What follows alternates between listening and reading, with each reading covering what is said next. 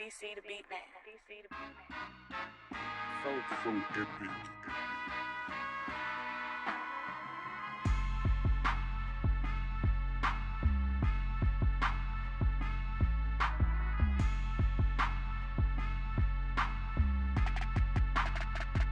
What's up, everybody? It's your favorite show, Get a Bucket. I'm your host, Trey, and as usual, I hope you're all having a wonderful, wonderful day. And we have here, usually I say this, it's a special guest, right? Like, you see my friends and stuff like that, cool. Y'all are special, don't get me wrong.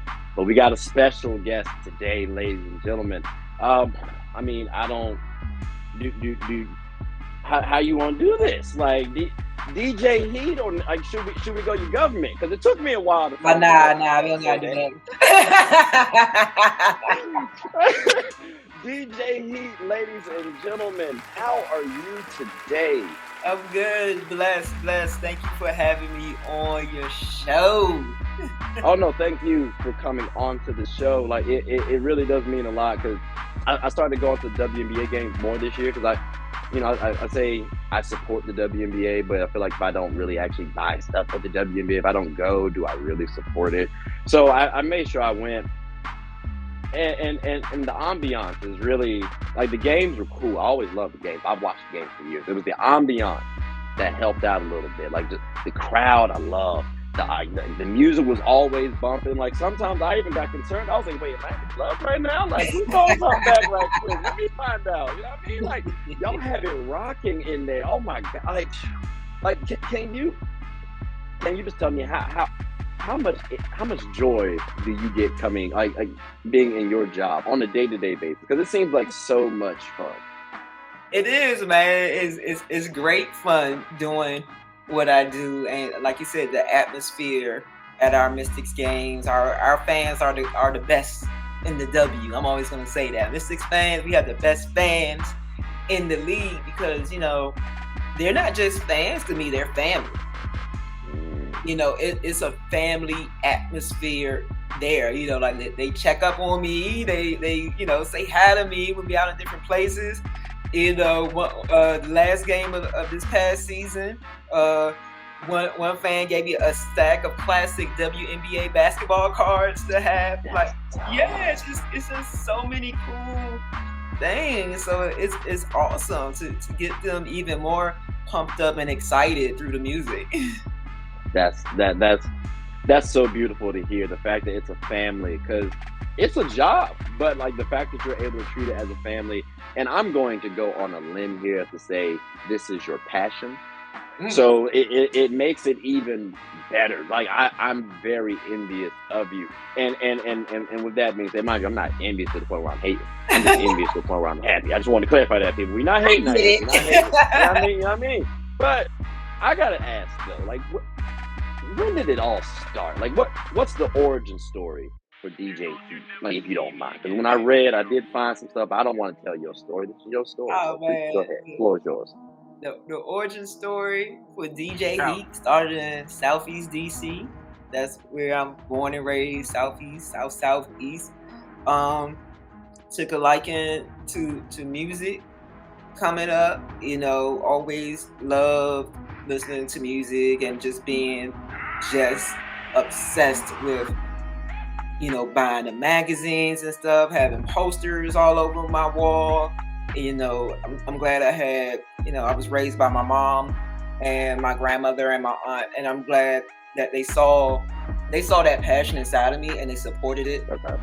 I would get excited when my mom would come home with a new Word Up magazine or a new cassette that she bought because she know I really like this certain artist. So she come home with the cassette, or even, driving me to the record store to support my passions. When I'm, like, hey, can I get this? Can I get this new CD? Can I get this? Can I get this? So that's where it started. And, I fell in love with DJing around, I would say I was probably like 12 years old when I fell in love with DJing, because it's a crazy story every time I tell it.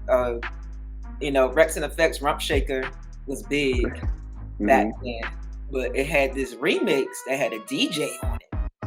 And, it was just a parts of the song, especially towards the end of the song, the DJ was just cutting back and forth. I used to just get so excited listening to that part of the song. that I even pretended that I was a DJ when I would hear that song. So I was like, the heck with pretending. Like, I want to do this for real. So, when I was 13 years old, back then, that's when DC let you, get a job through their summer youth employment program. Mhm. So I was like, I called. I was like, all right, I'm gonna use this money to buy my first set of DJ equipment. Like, I'm showing my age. Back then, there was no internet on. So, ordering stuff out of magazines and whatnot. So in the Source magazine, there was this this electronic store that sold records and DJ equipment and stuff. So I remember calling them up in the beginning of the summer, like, all right, how much is this DJ starter package when you include tax and shipping and handling? They told me the price. I wrote that price down, like, all right, this is the amount I gotta save this summer. Goals, easy. So I didn't spend. I literally only spent 25 cents because I bought a bag. Again, showing my age, I bought a little bag of potato chips. So I mean, we showed our age. Look, we showed our age when we said cassette. Like, right, when I said cassette, like potato chips was 25 cents back then. Good days. Good days. Good days. Oh, so yeah, that's where it started right there. I was like, I'm going to do this. So I saved up, bought that DJ equipment. Also bought some other stuff like how to's and just trying to learn and grow through there. Okay. I can tell off the bat, based just off the story, like I don't have to look at the results. The fact that you pretended that you were being a DJ, like I still do that as a hooper. You know what I'm saying? Like I be in the room like, hey, Mr. Ron, hey, everybody's getting cooked off the casual. So I can already tell this was definitely your passion. You said 12. That's an early age. That's an extremely early age. So like, what made you go 10 toes deep in this and say, look, I'm not going to shy away from this at all? Because like I wanted to do X, Y, and Z, but I was like, oh, I might need a backup plan though. Hold on, like this might be a little risky. Like, what made you say, hey, no, I'm good. I'm doing this. What made you personally say that? I don't know. I think I've always, since a kid, if I have my mind set on something, I'm determined to do it. Gotcha. So there was nothing else I was thinking about. I was like, I'm going to be a DJ, and also at that same time, I was in love with radio. Like, okay, I'm going to be on the radio. Not just as a DJ playing music, but as an on-air personality speaking. So those were like my two passions. Where I'm like, I'm going to be on the radio. I'm going to be a DJ. That's it. That's all. Even at first, my family, and I think, and then they've gotten used to it by now, because again, they now know if my mind is set on something, you're gonna do it. I'm going to do it. It's like, we can't stop her. She said she's going to do this. Right. You might as well be with her or against her. You know what? She is going to do it. So like, even having my mom convincing my mom to buy me vinyl before I even had the turntables in my position. I'm telling her, I remember the first piece of vinyl I bought, and I'm telling her, I was like, well, she bought it for me. And I'm telling her, no, I'm going to be a DJ. She's like, we don't got no record player. I'm like, no, I'm going to be a DJ. Please buy this record for me. Right. That's crazy. No, that's determination right there. Yeah. Like, wow. So then let me ask you this, because you said you also were in the entertainment side a little bit as well.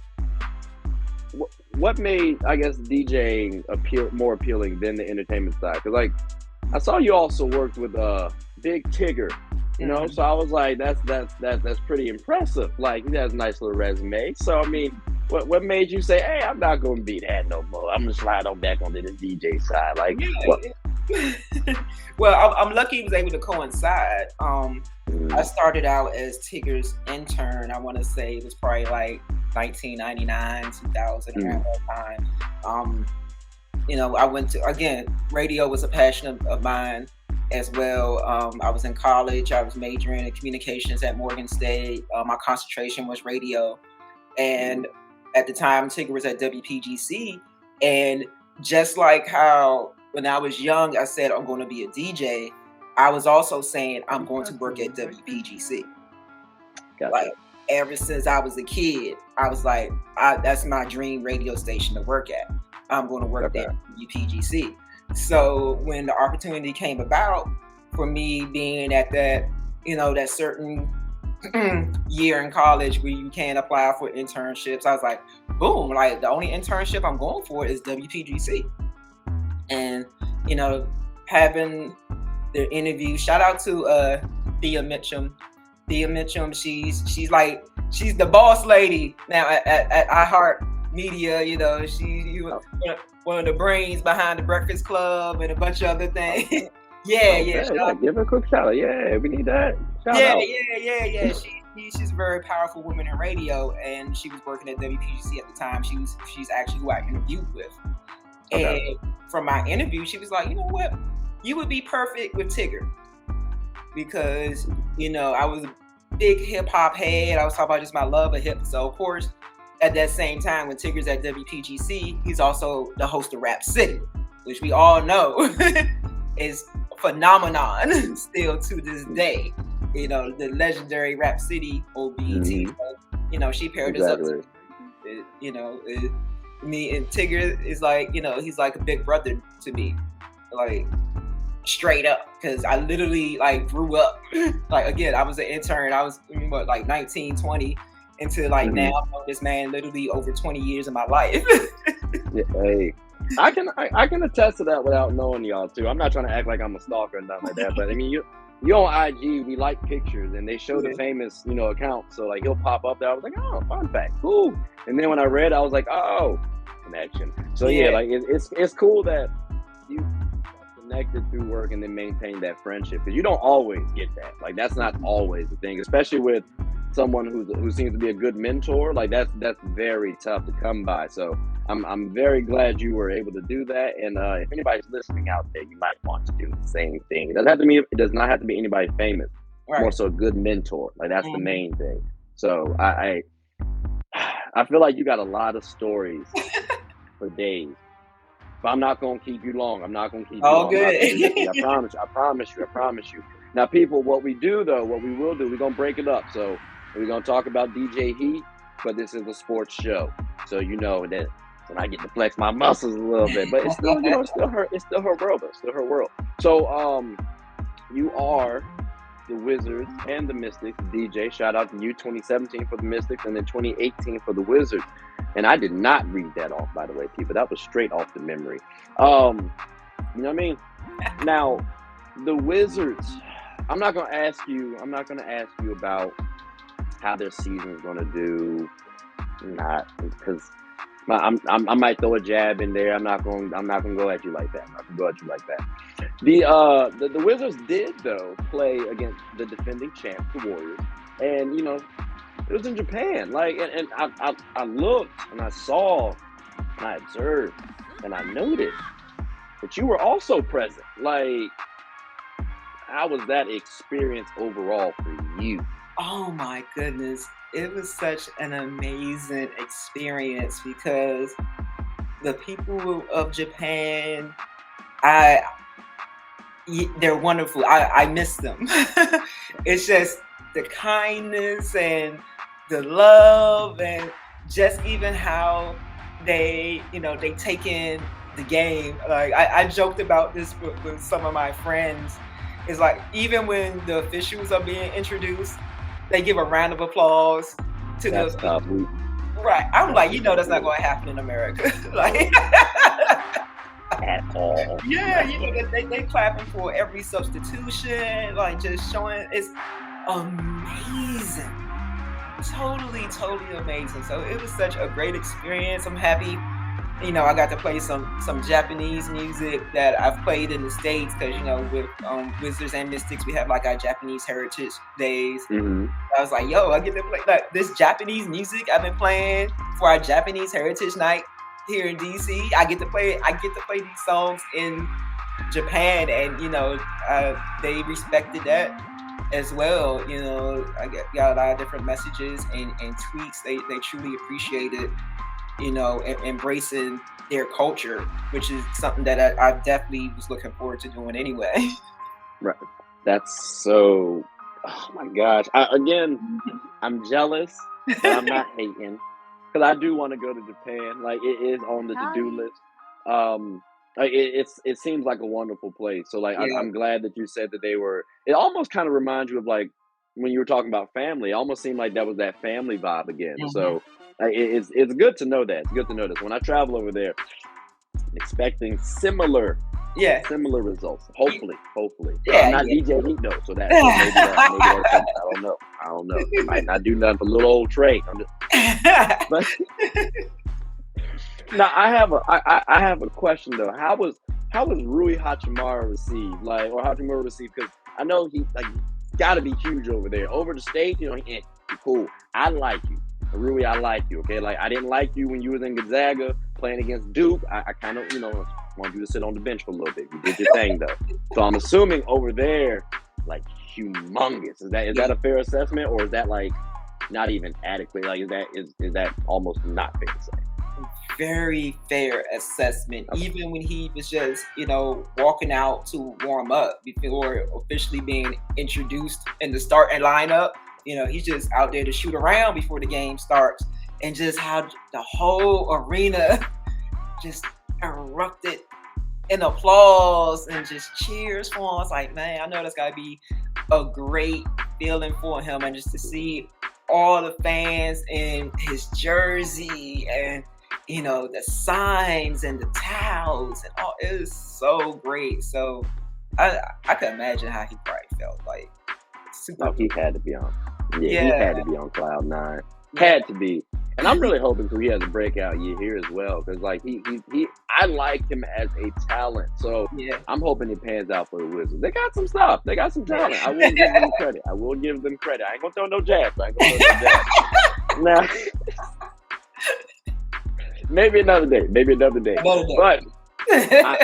I do have a personal question, right? Because I was looking up, Japan and all that good stuff before, and I saw that it's also called Nippon. Like, did you see anything Nippon related, or like not at all? If not, it's cool. I was just curious. What does that mean? No. So it's apparently the original name of Japan. It's not called Japan. It's called Nippon. Apparently. So like I was like I don't think it's a big deal. When I was looking it up, it might be. I'm sure it's a big deal to somebody, but like I don't want to belittle anybody's opinion. It's all good. I was just curious if you ever saw anything or heard anything about that while your time up there. Okay. No, I didn't. To be honest, I spent like literally just all my days in the arena. Because no. which I already knew, because I know from doing previous events like doing NBA All-Star and from when the Wizards had their games in London in 2019, that it is a lot of work that goes on behind the scenes when it comes to putting off these big NBA events, and also from me doing like WNBA All-Star last year. Is my days, it was like the first 2 days was like 15-hour rehearsal days, and then the next day was like 8 hours when you combine the game and stuff. So yeah, I didn't get to see much of the city outside of walking from the arena to my hotel, and there was a shopping center across the street. But I definitely want to return. But I love it. I'm built for this. I knew what it was. Okay. Dang. I mean, well, you kind of took my next question. Did you do any sightseeing? No, I didn't. And it was funny. Yeah. You said. There was time for it, I believe, after the Sunday game, because that was an earlier game over there in Japan, and I was just so tired that I was like, y'all going ahead without me. I was just. I could be like that sometimes. I'm like, listen, y'all go and enjoy Tokyo. I'll watch y'all stuff on y'all IG stories. I'll watch y'all stuff. Yeah, I'll watch on y'all IG stories, but my body just couldn't muster it up. And plus, since I knew I had such a crazy schedule coming up once I got back, I'm like, all right, I can't. Listen, I need to be able to make it through the rest of this week that I had coming up. So I was like, let me rest. Definitely. No, you definitely got to get your rest. You have to. Like, that's so imperative. I used to say, what's a nap? Now, you know what? A nap might not be that bad every once in a while. Like, it might not be. So I ain't mad at you on that. You said you had a lot of stuff to plan for. Sound like present day. So I hope y'all peep, ladies and gentlemen. We're gonna be doing a little transition to DJ Heat, present day. See what I did there? So, like I said, I did a little. So I did a little bit of research, right? And I did find a quote from you, and it says, "I just love giving people a great experience and seeing people's reaction." Now, I wholeheartedly agree, right? Like, I love seeing people's reaction. Like, when you come on the show, if you laugh, that's beautiful for me. If you don't laugh, tough. So, like, what's your process to make sure, to the best of your abilities, that I guess they get that great experience? Sheesh, what is my process? Of course, you want to, stay current on, the hits of the moment that get people going, but also the classics, that get people going. It may be something that's popping virally at the moment on TikTok, that's like, oh, that would be funny right now, or some other situation going on. But I'm just blessed that I know coming up during my time with the Wizards and Mystics, I was surrounded by great people that mentored me and would let me know, because I still consider myself almost like a newbie compared to other DJs in the league that've been around like 10 years or more. I got to work alongside the Warriors DJ in Japan, and he's been with the team for 10 years. And I've met other DJs around the league that've been around for that long. So, just be able to reach out to them, to other DJs in the league, other people that work for different teams, and seeing what works, and just watching. I feel like my brain is always on. Okay, that makes sense. Sports, like I could be watching a different sporting event, on TV, just casually, like, like, oh, I might hear something. I'm like, oh, I might give a spin on that, or even if I'm out, I might hear something, and it's something hype. I was like, dang, I ain't played that in a while. I'm like, let me put that back into my set. So that's okay. My brain is always churning all the time about making sure the fans are entertained throughout, and also the players, and literally like everyone in that building, because don't matter if I'm at Capital One Arena or ESA Arena, I would have the staff members come up to me, like the ushers, like, hey man, you keep us going, stuff like that. It could be people in the kitchen, because you got to think that music pumps through the concrete and everything. So it's not just uplifting the fans' mood. It's literally every single person that's in that building, making sure they feel great.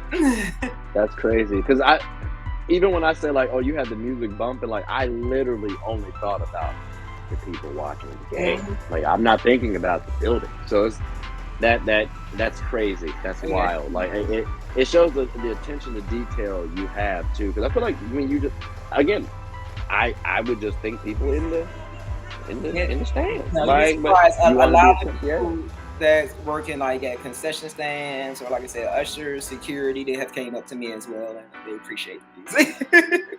No, that's pretty dope. That is pretty dope. Like that's crazy. Like that, it just shows you how much planning you do, and it shows you actually care. Like you care about the people, you care about your craft. And I feel like when you like do that, good things should happen. Hopefully, it's unfortunate sometimes, but usually I'm assuming you're gonna have good things happen. Now, you personally, what's your favorite? And this could be a little tricky. I'll let you have a little second. Okay. What's your favorite DC moment? Like your personal favorite DC moment. It can be DJ related, non-DJ related. I was just curious. My favorite DC moment. There's this one moment that always stands out to me, because it was probably like one of the first big gigs that I had, where it was like a big crowd. I did Sneaker Con. No, not Sneaker Con. It was Sneaker Pimps. Okay. Like in the mid 2000s. I feel like maybe it was probably around maybe 2011, 2012, like that. Okay. Shout out to Ian with the Sneaker Suite, and Ian who has all the different sandlots around DC now. And I was just excited to be on that lineup. Like, oh man, because I think they had like the Clips was going to perform. I think Bun B was probably on that lineup too. It was just a dope lineup. I think it was either at Fur or Ibiza, I think. It's crazy. Yeah, That's a throwback. Right. So it was this set I was standing, and it's just my first time experiencing, like, you know, as they say, having the audience in the palm of your hands. Because, you know, that vibe, I was able to play, you know, like straight up like hip hop. But they was just all just loving. I was like, man, this is just vibing with it. Yeah, just vibing the entire time. Like, no matter what you throw out there, you good. Yeah, they was like Jordan in the finals. Right, they rapping along to everything. So that moment always stands out for me because, like I said, that's one of the first big gigs that I had. Because, you know, it took a long time building up my name and whatnot. Right. I mean, it always takes time to build up anything. It takes a second to tear down. So it's like, I'm not mad at that. And again, you are where you are because of the journey that you had to go through. So I mean, stories like these you can always appreciate. Like, you just mentioning the word fur, that took me back. So it's like, dang, like, right. Hearing somebody's story, you never know what it does for somebody else. So I mean, I always, you know, I appreciate you for that one. Now, do you have like a personal list or a goal of places that you want to actually DJ? Is there like a top 5 or top 3, or I gotta go to this place? Like, do you have a list of that nature? I do, actually. I actually posted it when I got back from Japan, because I shared like some other moments over the years of some big sports moments that I've done. Definitely the Olympics is on the top of my list. I would definitely, you know, will DJ. I'm gonna put it out. I will DJ the Olympics. Well, you gotta speak it into existence. Yeah, you have to. But you gotta know, like, easy. Yeah, and the other is to DJ a major award show, be it the Oscars, Grammys, BET, NAA, just, you know, listen, Billboard. I want to DJ. I will DJ. Again, words are powerful. A major award show. That would be nice. I wish you would have DJ'd at the last Oscars. Like, that would have been tough. Like, so from your vantage point, like when Chris swung, like I'm sorry, when Will swung, I'm sorry. Right, no, that would have been crazy. On. I was that record scratch sound like all that. Oh, you would be the GOAT for that. Like, oh, see right there. Yeah, y'all need to have her on board. That's on the fly stuff. You don't teach that. Teach that. Like, so hey, someone need to tell somebody to go tell somebody, you got your next DJ right here on the show. I'm just saying. But okay, so would you try to do something DJ politically wise? Like maybe, I don't know, maybe Michelle want to throw a little banquet out there. She need a little DJ. Like, I mean, she calling you up, you like, nah, or you gonna be good with it? Nah, heck yeah. The Obamas, yeah. Who gonna turn down doing anything with the Obamas, man? You see how they party? They turn up. They throw down a little bit. I had to ask a rhetorical question just because I can clip this up and throw it out there. So, you know, we can put it out. Yeah, just speak it out into existence. That's all we got to do. Michelle Berry, holla at me. hey, you know, right there. Now, I do have one more question, though, for you, because, again, you're a DMV native. What's the top 3 things, I guess, the DMV is known for? And the reason why I asked this, I got a homeboy who I asked the question, and based on the answers, it dawned on me again, you got to ask the right people, right? He said go-go, which I was like, okay, that's fair. Mumbo sauce, and I was like, yeah. And I gave it to him. But then he was like, the third one was like,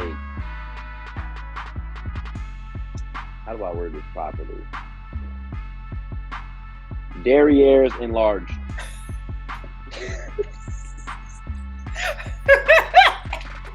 I gotta sip my water on that one. So I was like, I don't think that third one can fly in the post. No. So it sounds like Go-Go is cool and Mumbo Yeah, sauce. Go-Go always Can be we- number one. Yeah. Number one. And I actually was gonna say Mumbo sauce number two. As Man, well. so then what's the third one then? What's the third one? I was gonna say New Balance as well. That's crazy. I know my friend is really gonna love you. He loved New Balance. I just had an episode about that. Actually, they love New Balance. Yeah. Yeah, I can see that. Okay. Yeah, because they're okay. Okay, that's fair. That's fair. Okay.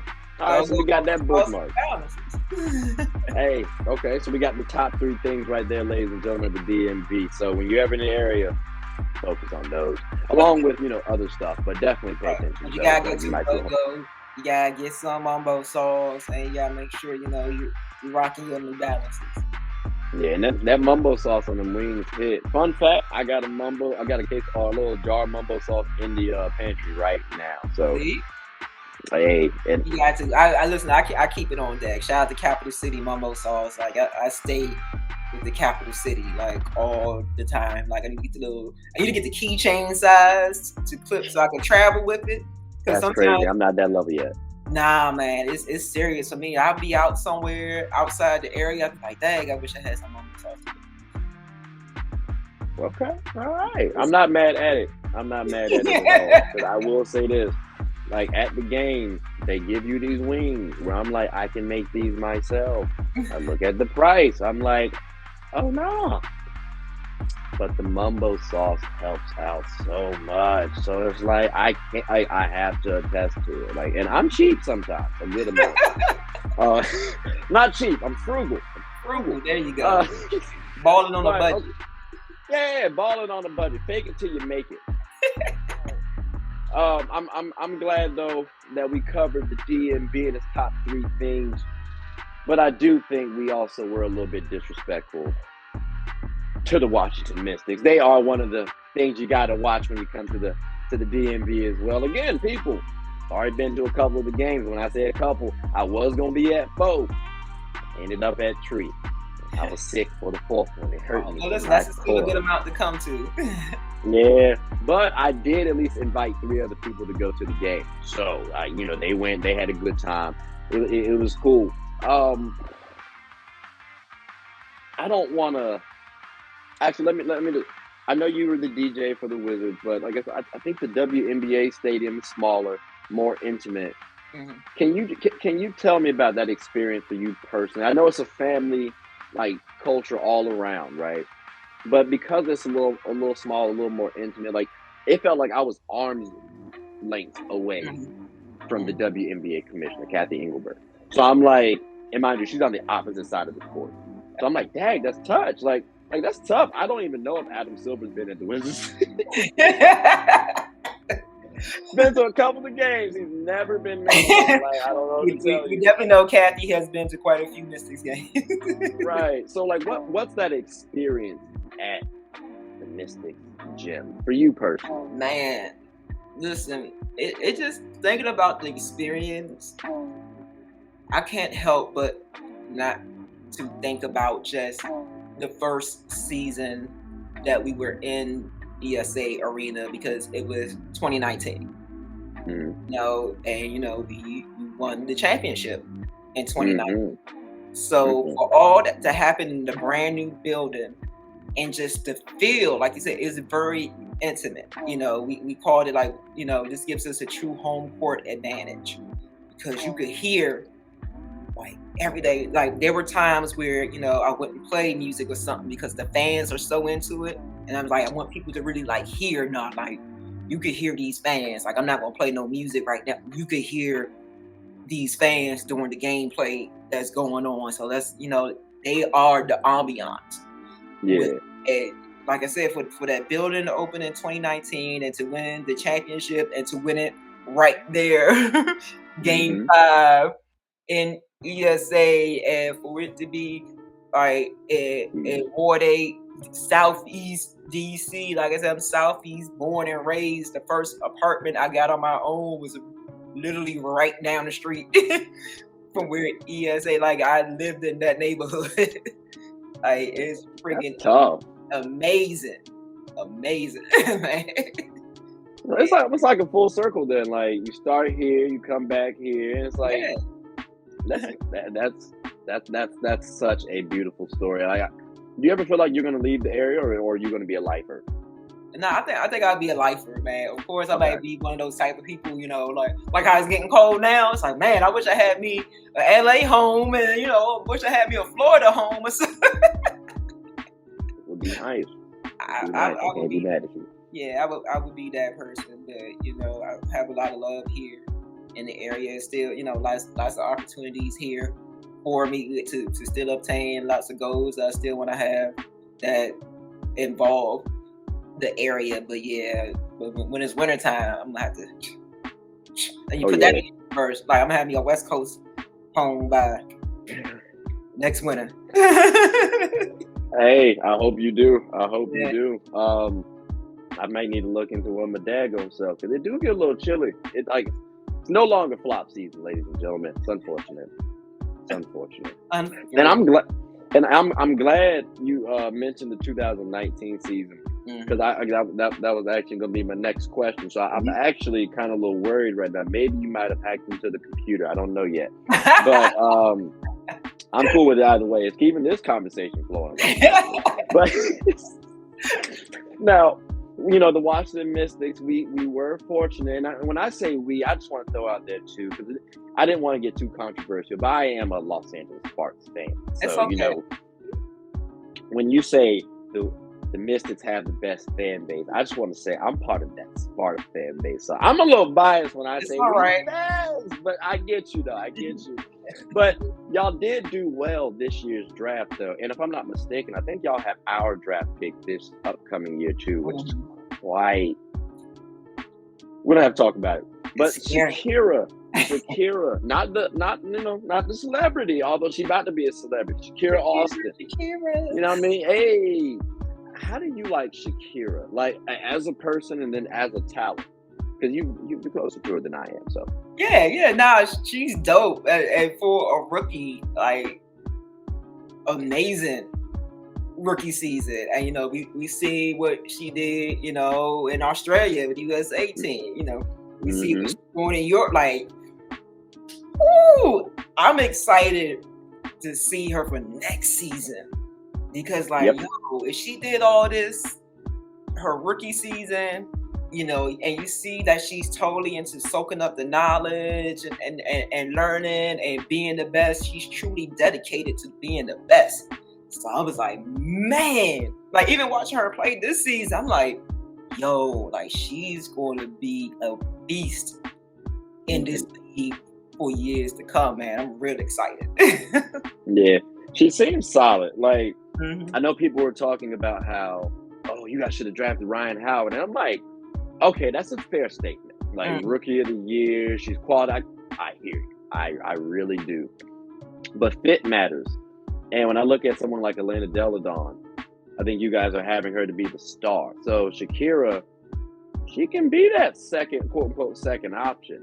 And if she, you know, works hard enough, it seems like she has the ability to be that first option player. So pairing that up with Elena Delle Donne, now you can go Shakira on a Brianna Stewart, on a Candace Parker, maybe on a little Asia Wilson, like, and Elena doesn't have to exert that energy. So I like Shakira for this team. Yeah. And of course, her playing with the other elite women overseas for the World Cup, like, bro, that's tough.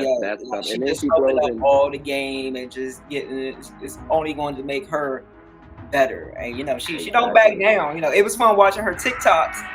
She used to joke that like, oh man, I gotta turn in this paper and then guard Sylvia fouls and stuff like that. But we know like she ain't backing down though from anything. She understands the assignment. Easy. And you always gotta appreciate people like that. Like she doesn't seem like anybody who's gonna quit. She seems like someone who the team truly does love and embrace. And I think you guys have a culture and identity already. So her rookie year fitting into that can go a long way, especially for her personal development. Because a lot of times rookies have talent. It's just situation kind of messes up things, and that's just in life. Like you can go to a bad organization and they derail your career. So I mean, or at least like you have a slower start now. Oh, I got a slow start. Right. So I like her a lot, and I'm expecting big things. I don't want to say all-star just yet next season. I don't want to, like, if I had to bet money, Come on. so she got a shot. She got a shot. Like Sylvia Fowles gone, you got to replace that spot, and she could slide in there. I'm just. You're gonna have my vote for All-Star. That's for sure. I mean, hey, look, if she playing well enough now, she gonna get my vote. I'm just saying, I got to see what else we got out there. We're gonna come back to this. We're gonna have to. We're gonna be around what, July next year? We're gonna come back. But look, third season, I got confidently she in there. Second, maybe. Like, but we're gonna come back, like you said. We're gonna come back, brother. Now, Rui Machida, did I say that correct? I just want to make sure I didn't butcher that name up properly. I just want to make sure. But she's been balling too, and I got to say this, and maybe this is a little controversial. She was a little taller. You might have your point guard in the future. You might not need to worry about it. Just saying. But I like her though. She brings, at least to me, it seems like she brings a good energy to the team. I wanted to ask this though, because I know, and I don't want to bring race into situations, right? But I know some people in life, they say, oh, like this person is a token, da da da da da. So again, you've been in the organization. I'm assuming that's not the case, but I wanted to hear firsthand though, because they say when you assume, you're an ass. So is that the case? Is she more so bringing a nice positive energy to the team and is actually contributing well, like it seems to be, or is this a token like ignorant folk might think? Well, I would never call nobody token, but I'm just a DJ. First of all, I'm just a DJ. Right. I'm enjoying seeing Rui out there, and I love how the fans react. Anytime she puts the ball up and it goes through, it's just the excitement. Like she has a great fan base here in DC, because I'm like, oh man, like y'all going crazy for Rui. It's like so that's how I am with it. Yeah, and like I said, I had to ask a rhetorical question because I wanted to just. I hope somebody out there thinks that she's a token. So you can see again, we don't really know the coaches and management like that. But just based on observation, she cool, she good, like she fit. I think they like her. Seems like it. And I gotta say, shout out to Rui as well, and Hanchi actually. Now that I think about it, because they got me a nice little follow. So I appreciate y'all. My man took my pick. Like so, they the Mystics played the Liberty, and it was on the 21st. So it was like 11 o'clock in the morning. It was my birthday. Yeah, and that was my actual birthday. So it was like, oh, bet, it's kind of cool. And me and Buddy were just having casual conversations. So I was like, oh, made a network over here just because I knew who these ladies were. So I appreciate y'all. I just wanted to make sure I give y'all flowers. That's why. Now, do you have a favorite all-time Mystics team? Not like the individual players on one team. I'm talking about like, do you like was 2019 your favorite season, or maybe 2002? Like what year for you would have been your favorite, I guess, Mystics team, if you can even do that? 2019, of course, championship season, and for me it would be the inaugural season because I was a ball girl the very first season, so and it was kind of cool to get to be around players, and especially when we would play the other teams, because like most of us, I was a fan of that 96 Olympic team, right? So to see coming in like, oh man, the Houston Comets, they coming in today, like, oh man, I get to see them, and like, oh man, this team's coming, like just, big deal. Yeah, just to be starstruck, to be around exactly all that, like yo, see Cynthia Cooper, like, oh man, Don Staley, like, man, I get to see Don Staley, like, yeah. So like that first season, that the Mystic inaugural season, always gonna stand out for me as well. Okay. Now, I don't. I don't want to nitpick, but if you had to choose one, would it be 2019 or the inaugural season? Oh man, 2019. No disrespect, but like, yo, it's a championship.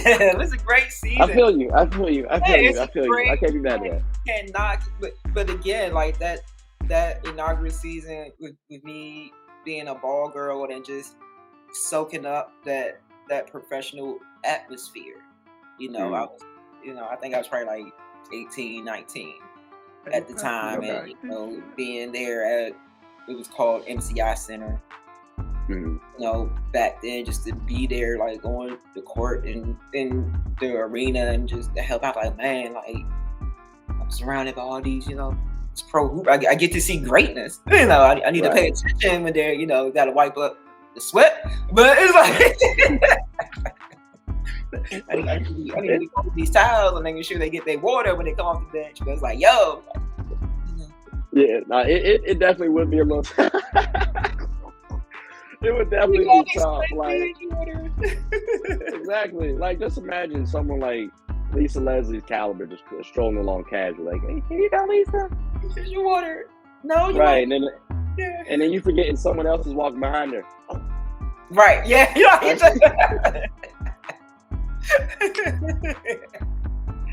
All right, I'm not mad at that. Yeah. Okay. Well, again, people, like I said, we do back and forth sports and DJ Heat. But she's still in the sports world as well, so you still get more DJ Heat. But now, we got DJ Heat Word to the Wise. What this is, word to the wise. Like, just she'll give you little nuggets, little gems here and there. I just got a couple of questions though, because you are a professional DJ, world renowned. Now we can say that. You've been in Japan, you're over in the States, like. We're international. Cool. To become a DJ. Because I Googled them real quick and it said 5 of them. Oh, okay. And I'm like, I'm curious. I don't know, only 5 things? All right, so the first it said, like, choose a medium, like, I guess a platform. And then the next step was learn the different types of DJs. The third one was study the basic DJing skills. Kind of bleeds into the second, but all right, cool. And then 4, explore various software tools. 5, find comprehensive music programs. That's interesting. Okay, so it sounds like, ladies and gentlemen, don't go to Google to figure out how to be a DJ. You may want to listen to this. So what's your take on that? How would folks like to become a DJ? Oh, man. I would say the first step and the first question to ask yourself is, like, is this something that you're really passionate about? Or are you doing it just because it seems trendy? Because, we tend to see trends happen. We all see times where, like, yo, it seems like everybody's doing this now, or everybody's doing this, and everybody's doing this all of a sudden. What's going on? Know that. So if it is, do your research on the type of equipment that you want to use, because it's so many. Since it's more electronic based, meaning it ain't like we carrying records around. Right. More, it's so many different controllers out there, and it's so many different mixers. So, and that's another thing. Do you want to start off learning on a controller, or do you want to learn on turntables? Do you want to learn on CDJs? Do you want to eventually learn how to do those if you do start off on a controller? Because I feel like you should know how to use them all. Mm-hmm. Based on me from, like, I travel a lot, and these places, they want to provide the equipment. They may say, hey, we have these CDJs, you got a DJ on this. Like, we have these 1200s, you got a DJ on this. So controller is great. I would never knock a controller. You see all my videos that I make, I'm on my own controller because, it's the convenience of it. But I could DJ on anything that you set in front of me. So that's one good thing to know. Like, what do you want to start on? Okay. Learn, and of course, just like definitely, dive deep into the craft of learning. It may seem like the basics, but I'm saying that a lot of folks are just hopping on and not even learning those basics, like learn how to do a simple blend, learn how to do this type of transition and whatnot. Learn, don't. This is one thing that I always say to people, because with Serato, it's a gift and a curse. Love Serato. Don't gotta carry around records no more. But a lot of DJs tend to look at the screen. A lot of the newer DJs, they look at the screen, because Serato, when it lines up, you can see that the beat is matching. But I'm like, use your ears. Still use don't mix with your eyes. Mix with your ears. Oh, yeah. You still need to feel the music, because that screen could be wrong. It could be off just a little bit. Like I've seen here, there are some DJs, that are professional, and they at a point where they don't have to use it, like, because they could feel it. Like if it's songs and this and that, we just know, like, okay, you can feel it. Okay. Like, you can feel those moments where you don't need the headphones. But I'm like, starting off, like, learn to feel that music. Use your ears, man. Okay. Out of curiosity, because that sounds like a skill that you got to develop over time. And I'm assuming, it's case by case basis, but is there maybe an estimation as to how long it would take to get that comfortable I guess comfortable feeling of knowing It should be in basics. It should be like the first thing. It's the first thing. Okay. It's funny, like a DJ friend of mine, he shared this TikTok that he came across of another DJ talk about the difficulty level of mixing with headphones on. And he shared it because he was thinking the same thing, like there should be no difficulty level with mixing with headphones. It's the basis of what you should know as a DJ. I was about to say, I would think like having the headphones helps out. Like, doesn't it help you? Right, because you can choose. So that's the point of it, because to break it down to help the non-DJs understand, we got two different sides we're DJing on. We got what's going out live, and we ready to cue the next one. I want to hear it in my ears before I send it out for everybody else to hear. I'm like, all right, now make sure I got this right key point. Like, how just give a sample, I could hear like how this transition may sound. Like, all right, this is good. I got the beats matching correctly, instead of doing it just out there where like the people shouldn't be the first one hearing the transition. You should be, because you're governing. You're governing the music. Like in my cue and whatnot. I could be talking old fashioned. Some people might look at this and be like, we can just look at the screen. But that's just how you talk. Like case in point, shout out to my mentor, DJ RBI. RBI is who, when I was in high school, he was a mentor to me, and he taught me a lot about the craft of DJing. And so he still teaches young people how to DJ. There's a program in DC called Words Beats to Life. They teach the different hip hop elements to the young people. They do a lot for the young people revolve around hip hop. So they have DJ classes as well. And when I sat in on one of his DJ classes, when he's teaching the kids to mix between songs, he would cover up the screen, because again, I don't want them using their eyes and just looking on the screen to where the songs line up to where that the beat is matching. Like, nah, use your ears. So like I said, that's such a great thing that he does, because again, a lot of people coming too dependent. I had even somebody told me, that came up to me and they said they wanted to be a DJ, and I shared the same information. He was like, oh wow, like I didn't even know as a DJ you needed the headphones. I was like, yeah, that's interesting. Yeah, he didn't know, because a lot of the younger generation, they just looking at the screen and watching it match up. But I'm gonna tell y'all, like, okay, cool. I know people out there, y'all can do a dope set while looking at the screen and having y'all cue points already set, where you can just hit one button and it'll go to that point of song. But I'm telling you, it's gonna elevate when you rely on them ears, not the eyes. Like, all I remember seeing with the DJs, I gotta get my headphones now. They just be like this, like, yeah, like, all right, cool. Like, I always thought you needed headphones, so I That's news to me. All right, cool. I look at it like this. You need to have that versatility.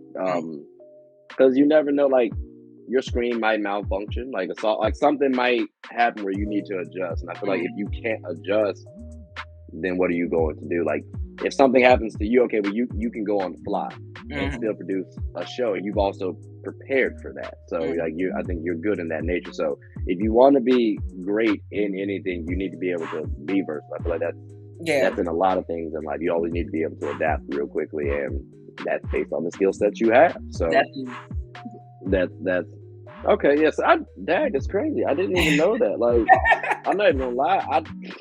I'm over here. I'm scrolling through stuff. I'm finding like I found like a whole bunch of your playlists, and so I was like bumping with one, and I'm like, this kind of goes cool. Like, hey, I might, because like my homeboy has a radio out in Fairfax, so I'm like, y'all may need to do like a versus battle, but like with songs like or playlists, and just see who got the better playlist. I'm like, that might be dope.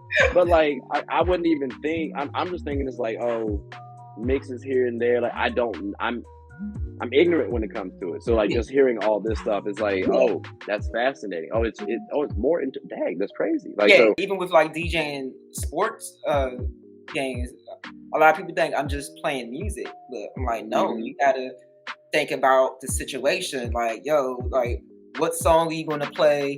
Say the game is tied, the home team just shot a 3-pointer, away team just scored, called timeout immediately. Crowd is going crazy because that 3-pointer just got hit. What you coming in with?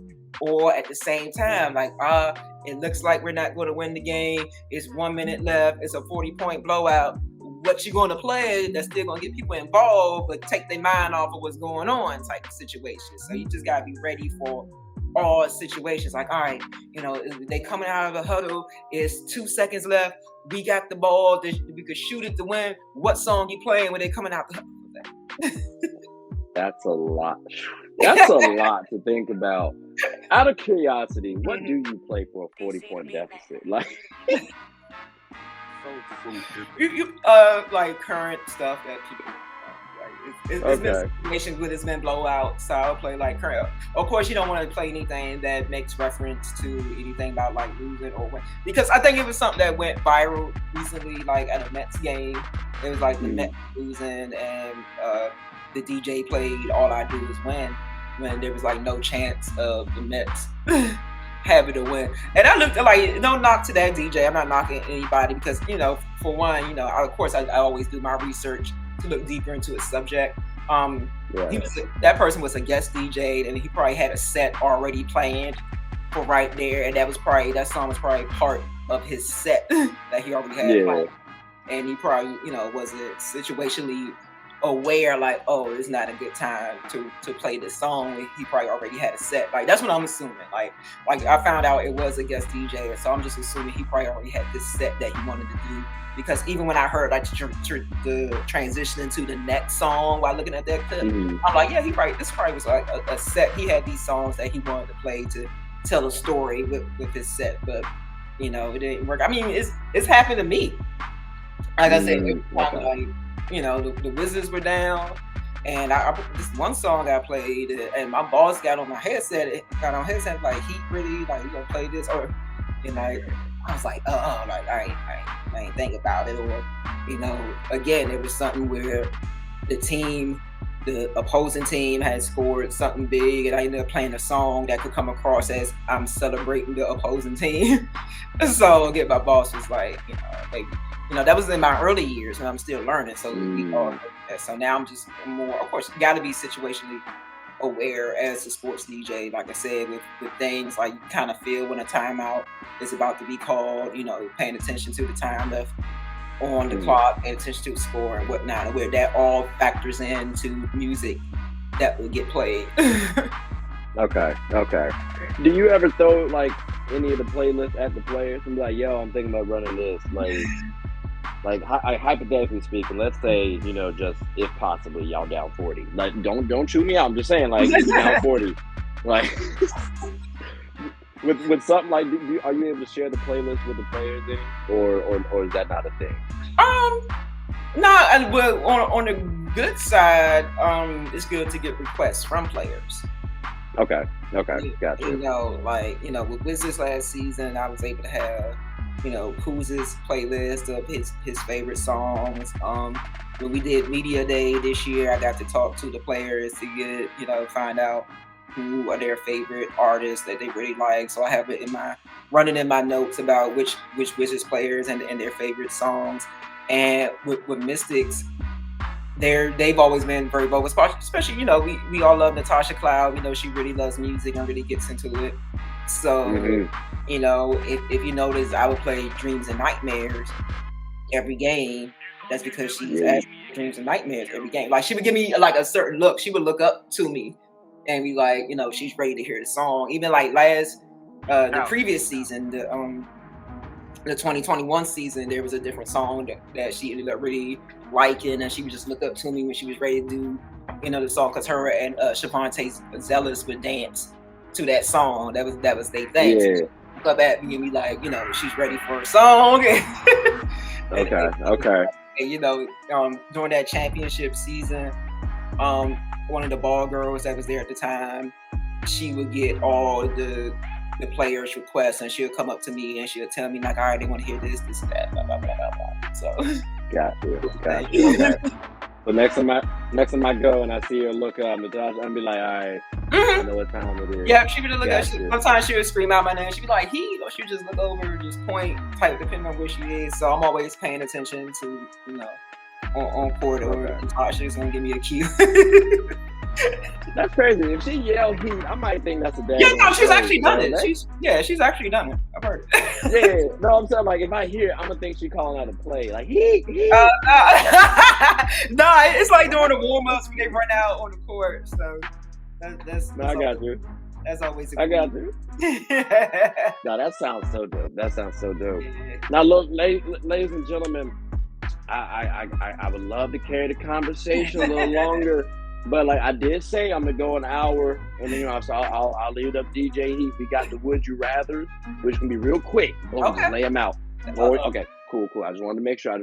So we got the Would You Rather segment. All I do is just list that. Well, maybe tell you what, I'll do this. I'll do this one first, because I think this one maybe possibly could be a little toughie. The DJ Mount Rushmore. But you got to remove one, though. That's why I told you at the beginning, don't hate me when the twist hits. That's usually what I'm saying. It's a little tough. I got to do like great champs and take a shot if I don't want to remove anybody. Like, I just grab like a little mini shots right now and just be like, I can't remove nobody. I'll take a shot. Maybe we'll do that. Who is the DJ Mount Rushmore though? Like what is there a top 4? Can you even have a DJ Mount Rushmore? Like, I think you can. Okay. Man, how many go on it? 4, but like, to be fair, I'm asking you. So, and I'm not an expert at DJing at all. So you could say 10, and I'd be like, cool. So, right. Of course, you have to put Cool Herc. You know, wouldn't be no hip hop without Cool Herc. Who else would I put up there? DJ Jazzy Jeff. Shout out. A lot of people don't realize like how legendary he truly really is and what he's contributed to the DJ culture. Like, I think some people just casually know him as like, he DJs on Fresh Prince, but like he's done some like very legendary. Ooh man, I'm gonna run out of people. I'm like, you need Grandmaster Flash up there. Me as a woman, you gotta have Spinderella up there. Okay. I know you said that's 4, like 5. It's your list. I gotta do 5 probably, because, you know, I got to represent for the city and DC. You know, he's a big influence to me. DJ Cool. Okay. Cool is a legend. You know, from, you know, this man came out. He's straight from Southeast as well.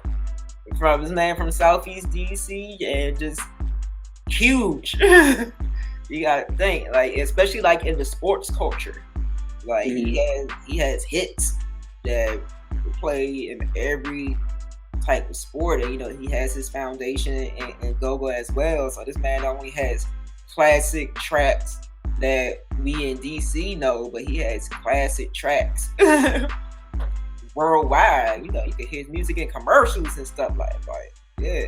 See, I feel bad. You had to educate me real quick, because I know people, I know music. When you say put them together, that's when sometimes I get a little frantic. Yeah. So I'm gonna need you to educate me a little bit on this stuff. Cause you see DJs, you see radios, like if you watch Fresh Prince, you might have thought jazz was cool, and then, next you know you want to be a DJ. Like if you saw Martin, you might want to be on the radio. Like that. That kind of happened to me. So it's like all of these people, you got to pay homage. You gotta really know about, learn a little bit about. So yeah. Like I definitely background, like you be truly amazed at what they accomplished.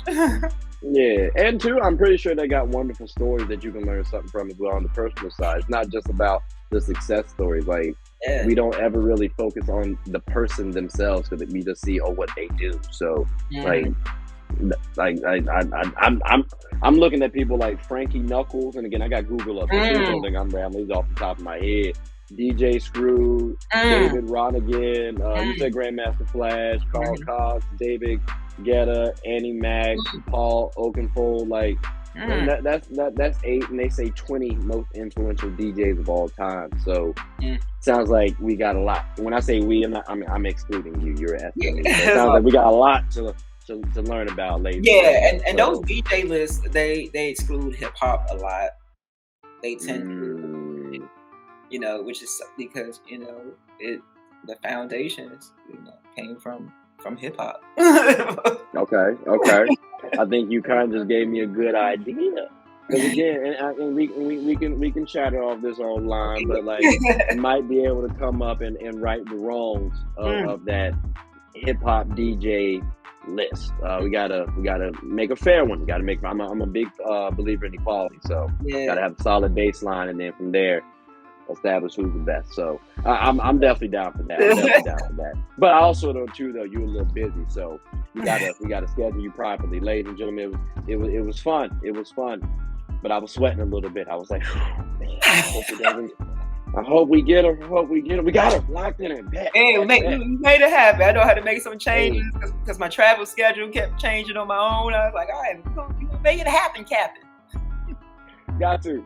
And I was, I appreciate you for even coming on the show and saying that you would do this. Because like when I walked up to you, I was high key nervous. You're gonna be like, who's this? Wait, you haven't been up here in security? I'm like.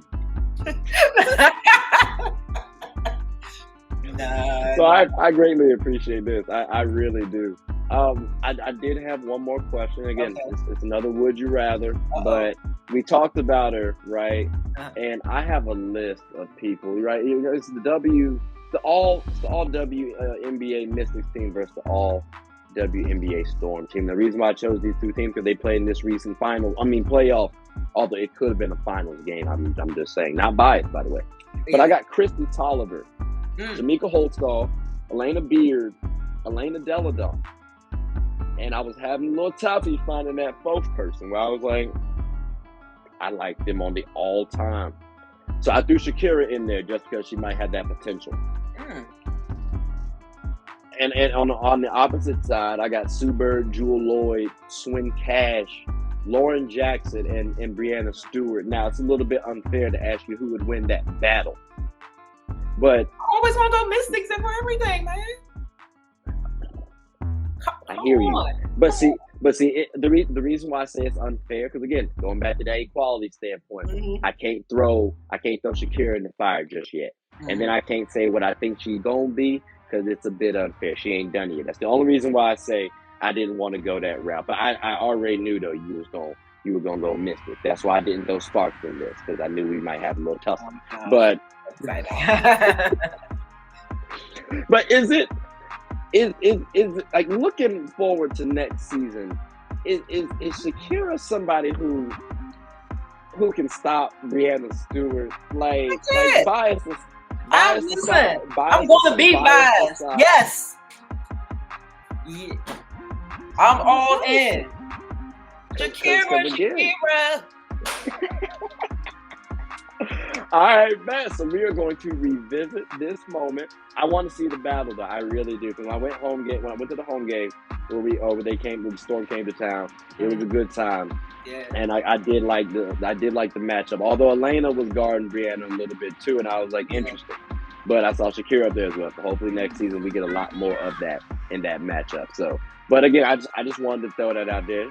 See what you thought. Maybe you might have thrown something unbiased, but okay, okay, I understand. Well, I greatly appreciate this. Thank you so much, DJ Heat. I almost talked about your government. That's why I had to do a little quick pause. It's all good. I appreciate you, man. This was fun. No, I greatly thank you so much. We gotta do it again again sometime. Hopefully you're on board, and I won't have you commit to it on screen. You know what I'm saying? That way you can always back out of the deal. But hopefully all fair people we can get some paperwork signed. So, but no, like I said, I appreciate it. Do you have anything you want to say to the folks before you close out? Just thank you to all the Mystics fans, all the Wizards fans. It's been an amazing journey so far, and it ain't over. It ain't over. I'm taking all the DC with me because it's my hometown. Love y'all to death. Love all the fans. Beautiful. That's actually the best, and I'm not blowing smoke up your tail like that. That's probably the best closing I've had to look at. So thank you. No disrespect to my friends out there. I love y'all. But yeah, no, she won the closing remarks award. Sorry about that. But with that, ladies and gentlemen, again, I hope y'all enjoyed the show. Thank you all so much again, DJ. Thank you for coming on. I greatly appreciate this. And we will do this again, hopefully. So with that being mine, you guys stay tuned and have a wonderful one.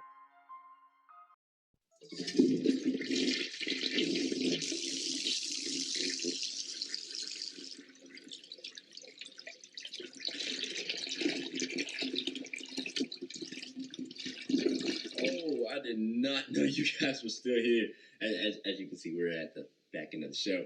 No pun intended, but look, hope you all enjoyed it. And before you go, please subscribe to the YouTube channel, follow the IG account, share the content to anybody who's anybody. And most importantly, leave your thoughts and comments below. But I got to go back and play Buddy in 2K, so let me unmute him real quick. Excuse me.